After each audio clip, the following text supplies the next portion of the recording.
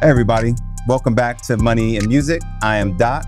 Today we're going to be listening to some heavy hitters in the finance and music industry. If you can buy a soda, you can invest. We own hip hop, but we don't own rap music. What's the cliche statement? If you hang around 5 rich people, you'll be the 6th. I listen to his music because he's talking about, hey, how much farther he wants to go. And I tell people in my business, I turn dreamers into doers. Welcome back to Money and Music. I am your host, Doc Fuller, and today we have the co-founder and president of a nonprofit that's doing a lot in the community. They're focused on youth enrichment. I'd like to welcome from the Freedom Finders, Devin Scott. Devin, thanks for joining us, bro.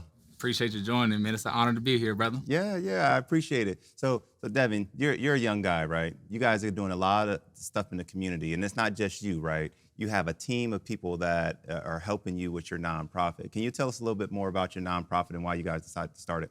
Yes, sir. So we go back, actually all my guys is 6 of us total. So we go way back to the sandbox. So I'm talking 3rd, 4th grade playing football together. Okay. And so we're the Freedom Finders, and what we do, we help people find their freedom. So we understand that freedom's a lot, but what we end up doing was we just jumped out the window with the consistent daily action. So we have a consistent daily action morning show. So where we talk gratitude, positive affirmations, daily actions. Now I see the shirt. And then wise words. Yeah, you know what I mean? Attitude of gratitude. That's you.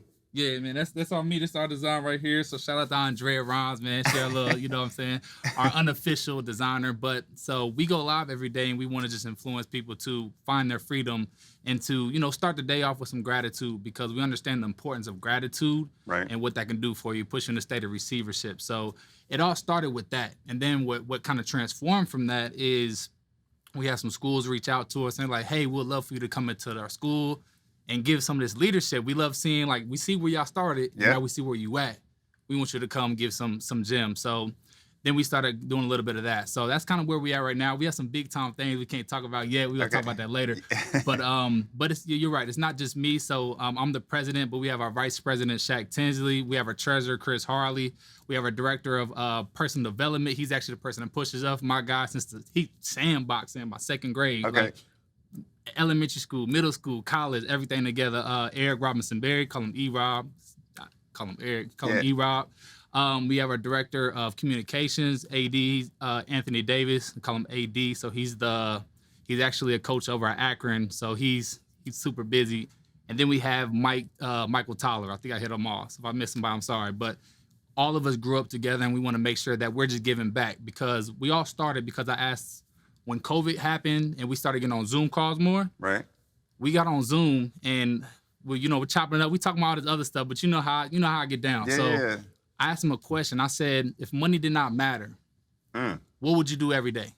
I said, if you had $100 million in the bank, money didn't even matter. You're talking about purpose right now. Purpose. You already know. Yeah. What would you do every day? So we're trying to find our purpose, right? And I gave him a whole week, by the way, because that's a hard question for most people. Right. And after a week's time, we came back and we actually all answered it out. And every single one of us had, I want to get back to the you. All of us. Right. And we're like, well, that's what we're going to do, right? Uh-huh. Every single one to give back. So that's how it all got started. And then again, we started the show, and that's, we just did show, 414 today. We go live every single day. So that's pretty cool. So you talked about consistent daily action. And how many? 400? Today was 414 or 415, I believe. And you said you do live. Is it like IG? Is it YouTube? Like, what does that look like? Yeah, so we go live on Facebook and YouTube Monday through Friday at 8 a.m. and then Saturday and Sunday at 10 a.m. And it's a live show. Sometimes we have 2 people. Sometimes we have 25 people. But the cool part is we're doing it for us because we're holding ourselves accountable. Right. So to kind of break it down a little bit further, the gratitude, as I'm big on gratitude. Big on gratitude, because without gratitude and with gratitude, I'll say it puts you in a state of receivership to where all the doors just start to begin to open up because you're grateful for what you have. And I'm a big believer in the Lord. And why would your Father give you more if you're not already grateful for what you already have right now? Wait, say that again. All right, you may slow it down? Yeah, slow it down. I came from Jersey, baby. We talking fast. Slow down one more time. So when you're already grateful, let me say it like this. If you're not grateful for what you have right now, right, why would your Father give you more? You're not gonna get no more. So we have to make sure we're starting each day with gratitude. So we influence our Freedom Finder family to write down 3 to 5 things that they're grateful for every day. And that's how we start each show. So we put ourselves in a state of gratitude into a state of receivership to where we can receive our blessings. Right. So that's really big to me. And then the positive affirmations, the I am statements. Some of you guys may know about how big I am is. You may know how much power the words I am really has, carries on it. Or the power in I can't, right? We had one of our guests, Phil, right, that came on that talked about he doesn't teach his kids CANT, right? We're talking about can't, but I can, right? Yeah. My pops actually taught me that too. So shout out to my pops, man. Taught me everything. I was young. I don't know if I knew how to read and write yet. But he said the word. He said, we do not say can't. I like how you spelled it though, C-A-N-T. I like that. So he said we're not allowed to say that word because what that does to you. So for an example, if I say I can't what do you say? I can't write a book. Let's just use that. I can't write a book. What happens in your brain when you say that?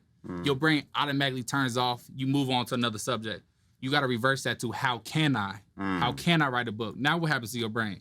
Your brain starts thinking, how can I write this? Who can I talk to? Starts thinking about solutions. You find a solution. So it's the same thing. So shout out to Phil, man. That's a big bar. It's a big bar. But absolutely love that as well because my pops taught me that as well. So you talked about your father. Like how big was the mentorship that you got from your father, your parents? How big of an influence was that on what you now do in the community? It's all of it for real. So to go back, so I grew up on the far east side of Indianapolis, and it's not much there. It's not much there. It's literally you're gonna be an athlete, and that's how I made it out. Or what the other, you hit the streets. I mean, that's just what it is. You hit the streets, you join gangs. That's your protection. So my father grew up in that, and I seen him try 1,000, probably 1,000,000 different things, and that's how he really taught me. Right. Because I seen him doing all this stuff, and I want to do this, but the problem was he was chasing money. And once he found out how to stop chasing money, that's when he actually found his true purpose. So what he does now, he's a full-time mentor. So he literally, in Indianapolis, he mentors kids. He goes and picks them up. He spends time with them. He's making way more money than he ever had, and he's working way less than he ever had.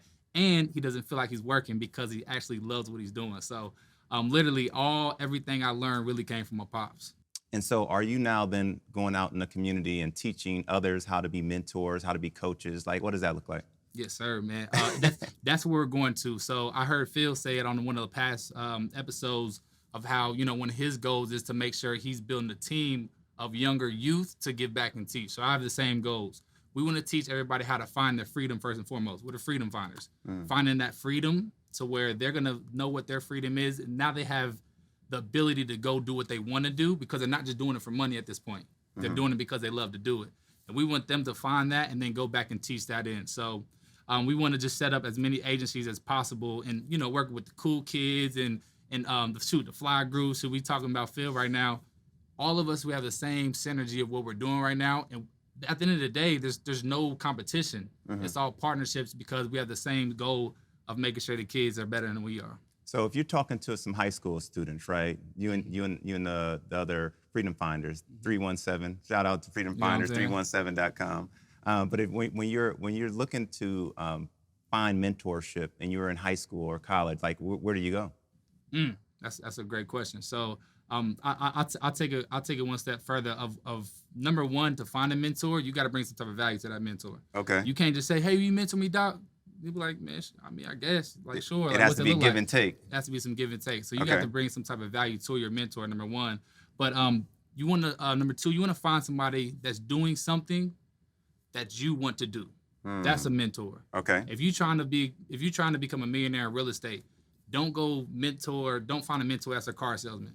Right. You don't want to be a car salesman. So find you somebody that is doing what you want to do. Now, what are your thoughts around just improving as a person versus changing? Like, what does that mean to you? It's all about improvement. So, man, another one of my pops bars. so it's all about improvement because I used to always say, let's change, like let's get better, but it's not about change, right? Because you can change one day and change the next day, and you'll just, you're gonna end up resetting back to where you naturally are, where your baseline is. Right. But improvement goes forever. Okay. So you're either getting better or you're getting worse. That's the only two options. So it's like Ricky Bobby, you either first or you last.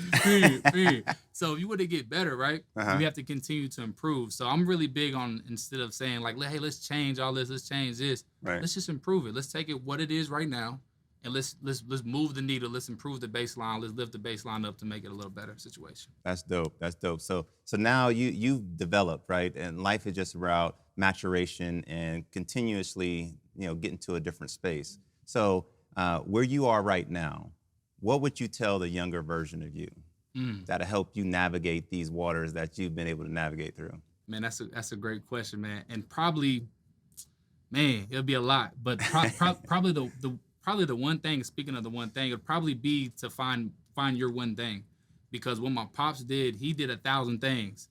Me, I didn't do 1,000, but I did hundreds. Okay, right? So I would tell myself to find my one thing and just do that. Even if it's not that one thing, it can always change. But I would say just to do and just take action, even when I'm not ready, just do it anyway. So I'm in college, or 25, whatever, right? How do I find that one thing? That's a great question. So number one, you got to find what you don't want to do. So the reason why we want to give back to the youth is because it's a big problem. So business is solving problems, right? So if you're not solving a problem, you're not a business. Yeah. So one of the biggest problems in my mind is that kids are going to college without knowing what they're doing. Okay. And I wanted to go solve that problem by teaching them, literally, go get you an internship, go get you some observation hours. It's free. Yeah. It only takes a little time. It's free. It's no money involved. Get you some observation hours. Figure out what you don't like. I don't like that. I don't like that. I don't like that. I do like this. Now you can find your mentor in that that can keep you, on your P's and Q's moving forward. So. And I heard some Steve Harvey said some code stuff that I kind of That's a cold internalized, brother. right? That's a cold He get real deep, especially when the cameras go off. He'll start giving some real talk. But he said, what you're supposed to be doing in life. Like, what are you naturally good at? What do other people come to you on advice for, right? What would you be doing if money wasn't an option? Like what you said before, right? If you were independently wealthy, what would you do, right? And then how can you use those three things in order to help other people? And that's your purpose. Now, what do you think about that? I'm 100% aligned. I heard Steve Harvey speak live about that same situation, about him being a comedian, right? Right. He's like, I want to do this, do this, do that. Well, I'm a comedian. What's that one thing? So in my mind is finding that one thing that, like you said, that you're good at, that you're passionate about, that you would do for free, that you would do every single day forever. So for me, I actually struggled with this for a long time. So I get a little vulnerable on here. I used to always think, I need to be a real estate mogul or this or that or this, and I want to speak on stages and all these different things. But it really boils down to it, like, what's my one thing? Like, and it's a focusing question. So I'll give credit where credit's due. But in a book called The One Thing, I think it was by Gary Keller, it's a focusing question. And the question is, what's the one thing that I can do that by doing so, everything else will be easier or unnecessary? So that's one of my favorite questions, to refocus and kind of reprogram my thoughts to where I'm going. Right. And I've been asking myself this question for years. And literally, I just figured out my one thing personally, because I had about 12, it got to 8, it got to 4. Now I have my one, and I am a motivational teacher. Now, what that means is, people say motivational speaker, and my whole life I have friends, family. I'm always been that guy to say, if anything they're doing, if they're in some trouble, they'll call me and say, hey, I just need some advice. I know you, hey, I just need to hear some words. Yes, indeed. They don't even call me for anything. They're just like, hey, I'm down right now. I just need to talk to you. So that's been my one thing forever. But I've been running from that for a long time because a lot of fear, a lot of feeling like I'm not good enough, or I need to accomplish a result first before I can actually go back and teach it back. So that's my one thing of being a motivational teacher and helping people find their freedom through, the consistent daily action to make sure that they are already where they're at right now. Because where you're at right now, that's your best life. I love that. That's dope. And so with this being money and music, right? What are some financial bars, some life improvement, some motivational bars, or even an artist that you follow and inspire you? Man, I love it. And I was, with the whole show being money and music, I was thinking, because I'm actually not a huge music guy, because I listen to a lot of podcasts. Okay. But I got to give a shout out to this special brother that put a little song together. It's, man, you see him right here, to get you started with Trans Lee. So, and one of his bars, which I believe you were the writer of it, but co-wrote it said, that. you know what I'm saying, each one teach 10. And when you said that, and you actually told me this a long time ago, that's a bar that as me being a teacher, I love it. That's it.